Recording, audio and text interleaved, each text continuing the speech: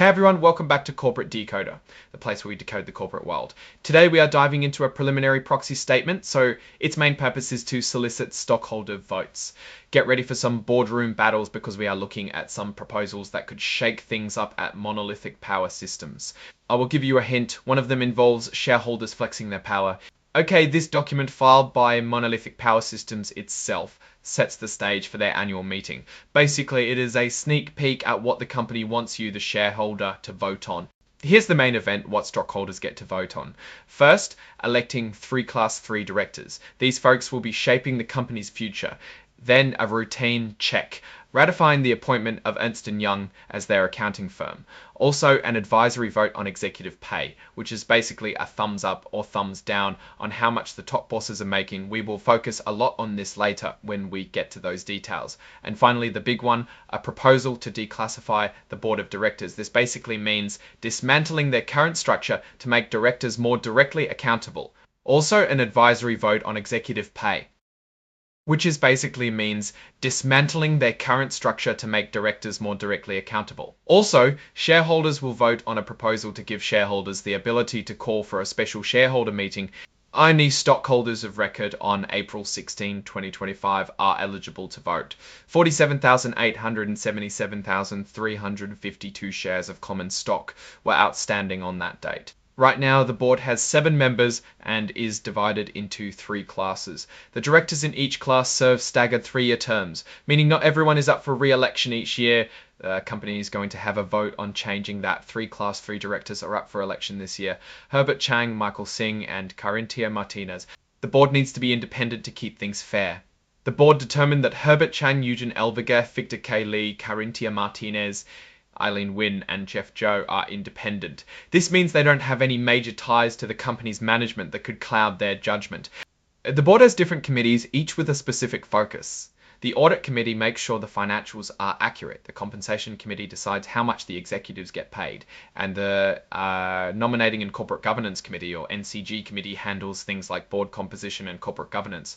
The audit committee had 5 meetings in 2024. The compensation committee had 4, and the NCG committee had 4. Let us see how much the non-employee directors made in 2024. Each director gets an annual board retainer fee of $85,000. On top of that, the lead independent director gets an extra $40,000. The compensation committee chairperson gets $20 and members get $7,000. And members get $15,000 and members get $7,300. The audit committee chairperson gets $30,000 and members get $7,500. The audit committee chairperson gets $30,000 and members get $7,500. The audit committee chairperson gets $13,500. The audit committee chairperson gets $3,000 and members get $7,300, $240,000. The audit committee chairperson gets $3,000 and members get $740,000 and members get $7,000 and members get $7,000. The audit committee chairperson gets $30,000. Now let's peek at what the auditor, Ernst & Young, is making. In 2024, the audit fees were $4,000 and $80,000. There were also some small audit-related fees and tax fees. The board is asking stockholders to ratify Ernst & Young LL as the company's independent registered accounting firm. This vote is not binding, but the audit committee will take the outcome into account. The board recommends you vote yes. Now, for something many of you have been waiting for, executive pay. Stockholders get to cast an advisory vote on whether they approve of how much the top executives are making. The goal is to create long-term value for stockholders, so the payments are structured to reward performance, align interests, and encourage long careers at the company. That said, let's see what happened with the cash in 2024. Revenue for 2024 was $222 billion, and the operating income was $764 million. The company said that our products play a critical role in powering data center infrastructure, and our products deliver new capabilities while improving performance and energy efficiency. In 2024, women made up approximately 40% of our worldwide workforce. The following table gives a rundown on how the named executive officers got compensated. Michael Seng, the CEO, had a salary of $980,568,389 and non-equity compensation of $5,729,2099 X7, Asin dollars and Sengmedi 9 and Welkin 92. The executive vice presidents, Blagan, Xiao, Siamas, and Seng, made around $6 to $8 million each, which is mostly in stock awards. Also, if the executives are terminated without cause or leave for good reason, they would be entitled to base salary, target annual bonus, and Cabra premiums for group health plan benefits for 6 or 12 months. If there is a change in control, there is acceleration of the vesting of unvested equity grants. The CO's pay is 384 times that of the median employee, which is $49,405. If you only considered his base salary and nothing else, the CO's pay is 20 times that of the median employee. Now, for a very interesting proposal, declassifying the board. This is where things get interesting because it means dismantling the current structure so that all directors are more directly accountable. The board is currently divided into 3 classes, with members serving staggered 3-year terms. So each year, only a portion of the board is up for re-election. Some argue this system protects against hostile takeovers. Others say it reduces accountability because directors don't face election every year. If approved, all directors would be elected annually, but this change will be phased in slowly.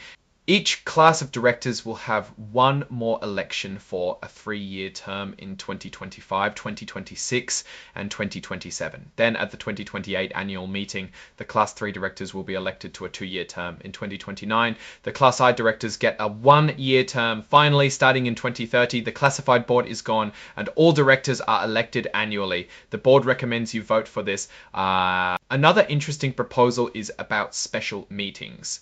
This proposal asks the company to give stockholders who own 10% of the company the power to call a special meeting.